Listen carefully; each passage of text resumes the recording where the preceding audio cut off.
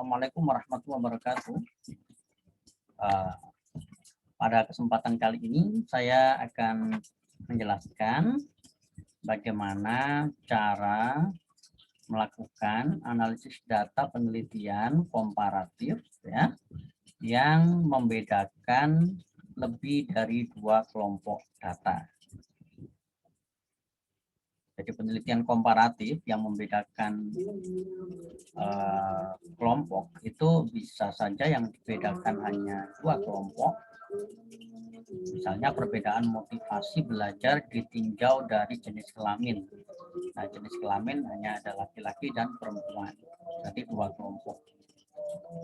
Tapi kadang-kadang kita melakukan penelitian yang bertujuan membedakan lebih dari dua kelompok data. Misal, perbedaan motivasi belajar ditinjau dari tingkat ekonomi rendah, sedang, dan tinggi.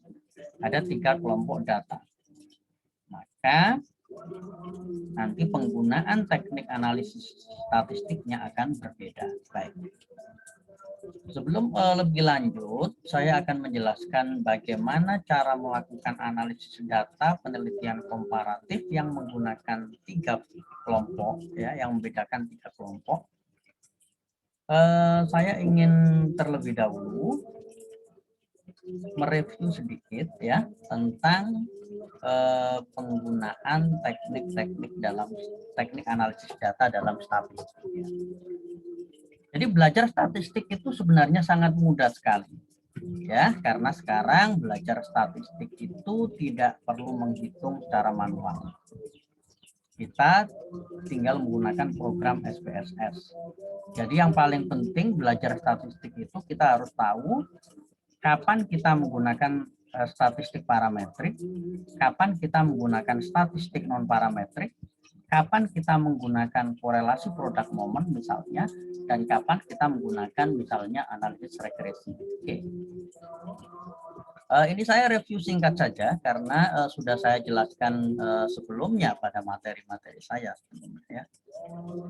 Jadi misalnya ketika kita melakukan penelitian korelasional, nah, tentu pertama kita harus mengetahui dulu apakah data yang akan kita analisis itu telah memenuhi syarat penggunaan statistik parametrik. Ya, jika tidak berarti nanti kita harus menggunakan statistik non parametrik. Saya sudah menjelaskan pada materi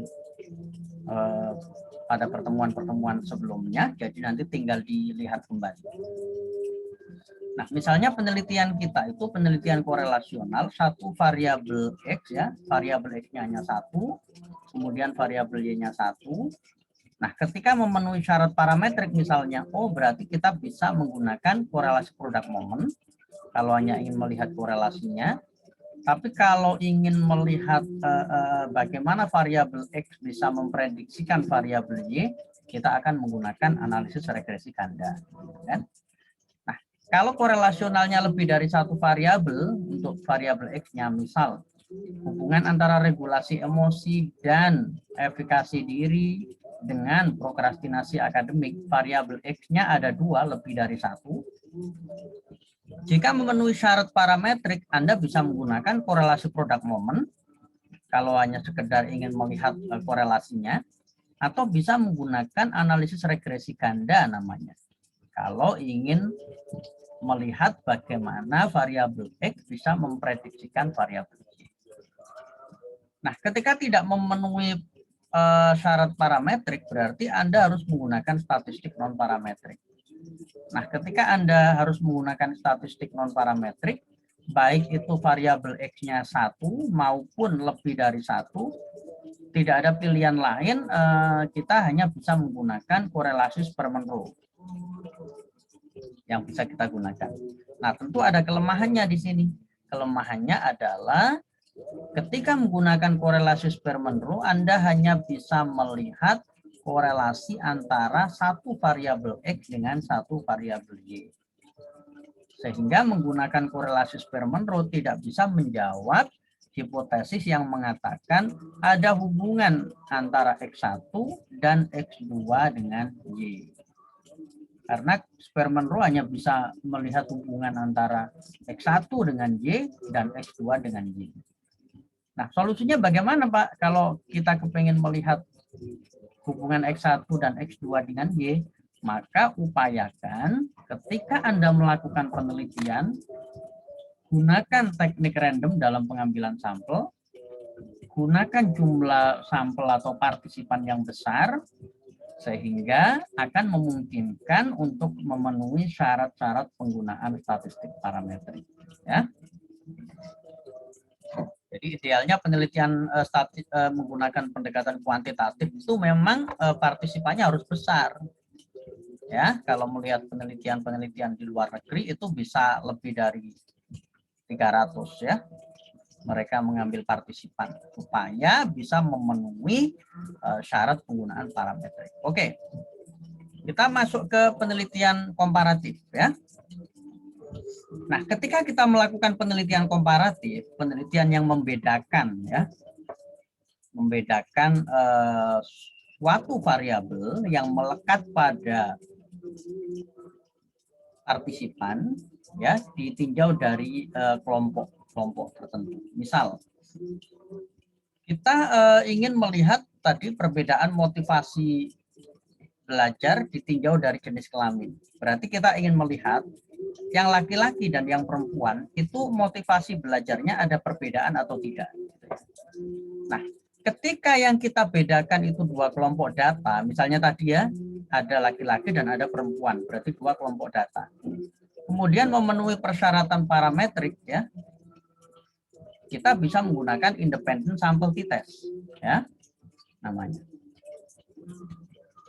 Nah, ketika yang kita bedakan itu lebih dari dua kelompok data, ya, lebih dari dua kelompok data, misalnya kita ingin melihat perbedaan motivasi antara yang mahasiswa yang ekonominya rendah, ekonominya sedang, dan ekonominya tinggi. Ada 3 kelompok di situ. Maka nanti kita bisa menggunakan analisis varian, ya, untuk parametriknya. Nah, ketika tidak memenuhi syarat parametrik, kemudian harus menggunakan non parametrik. Ya, ketika yang dibedakan dua kelompok data, maka kita bisa menggunakan namanya uji Mann-Whitney U-test. Ya. Uji Mann-Whitney U-test. Nah, kalau yang dibedakan lebih dari dua kelompok data, nanti kita bisa menggunakan yang Kruskal-Wallis namanya. Ya, gitu ya. Nah, tentu di sini juga ada kelemahan ketika kita menggunakan non parametrik. Kelemahannya adalah ketika kita menggunakan statistik non parametrik, data yang akan dianalisis itu nanti oleh SPSS akan dirubah menjadi data ranking namanya. Data ranking atau biasa disebut data ordinal.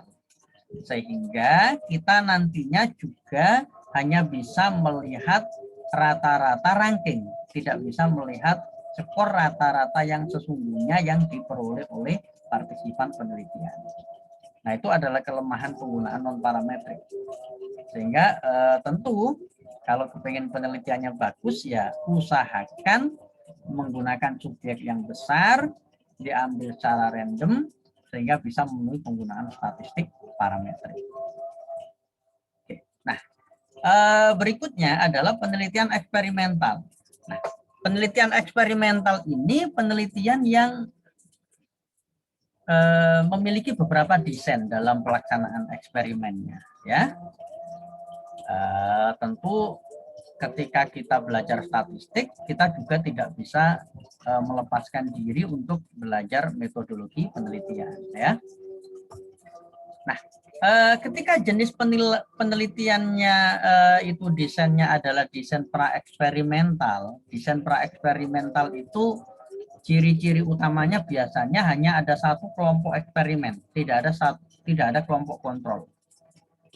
Jadi misalnya judulnya pengaruh pelatihan mindfulness untuk terhadap prokrastinasi akademik. Nah, hanya ada satu kelompok disebut kelompok eksperimen yang diberi perlakuan sebelum dikasih pelatihan, itu diukur dulu, kemudian dikasih pelatihan, setelah pelatihan diukur lagi. Nah, data sebelum pelatihan dan sesudah pelatihan itu nanti akan dibandingkan untuk melihat apakah ada perbedaan antara sebelum dan sesudah. Nah, itu nanti menggunakan paired sample t-test namanya. Jika memenuhi parametrik ya. Nah, kalau desainnya desain kuosi dan eksperimen, desain kuosi dan eksperimen murni itu cirinya ada kelompok kontrol dan ada kelompok eksperimen. Ya, jadi ada dua kelompok, kelompok kontrol dan kelompok eksperimen. Bedanya kalau kuosi itu pembagian kelompoknya tidak dilakukan secara random. Kalau eksperimen murni pembagian kelompoknya dilakukan secara random, ya, dilakukan secara random. Nah, jika seperti ini maka bisa menggunakan yang namanya independent sample t-test namanya ya, independent sample t-test. Ya. Nah, kemudian kalau tidak memenuhi syarat non parametrik, tidak memenuhi syarat parametrik harus menggunakan statistik non parametrik. Untuk desain praeksperimental itu bisa menggunakan Wilcoxon ring test namanya. Nah, kalau untuk desain kuosi dan eksperimen murni bisa menggunakan yang namanya Mann-Whitney U-test. Itu adalah penjelasan singkat kegunaan setiap teknik analisis data. Jadi kita harus tahu kalau penelitian korelasional itu kalau yang diteliti dua variabel, jika memenuhi persyaratan parametrik apa yang bisa digunakan. Kalau tidak memenuhi syarat parametrik apa yang bisa digunakan. Kalau penelitian korelasionalnya lebih dari dua variabel, ada 3 variabel, 4 variabel dan seterusnya. Kalau memenuhi parametrik apa yang bisa digunakan, kalau tidak apa yang bisa digunakan. Begitu juga untuk penelitian komparatif dan penelitian eksperimen. Kita harus tahu kapan kita melakukan penelitian apa, model penelitian yang kita lakukan melibatkan berapa variabel. Kalau eksperimen tadi desain eksperimentalnya apa, kemudian teknik analisis data yang apa yang bisa kita gunakan. Oke. Nah, kalau Anda sudah bisa menentukan teknik analisis data yang akan Anda gunakan, berarti Anda sudah bisa memahami statistik. Ya. Oke, baik. Nah, oke, untuk selanjutnya saya akan menjelaskan ya bagaimana caranya kita melakukan analisis data menggunakan analisis varian ya dan Kruskal-Wallis. Berarti kita akan mempelajari bagaimana jika kita melakukan penelitian komparatif untuk membedakan lebih dari 2 kelompok data. Berarti ada 3 kelompok data atau lebih. Bagaimana cara melakukan analisis dan membaca hasilnya. Oke, simak di video selanjutnya.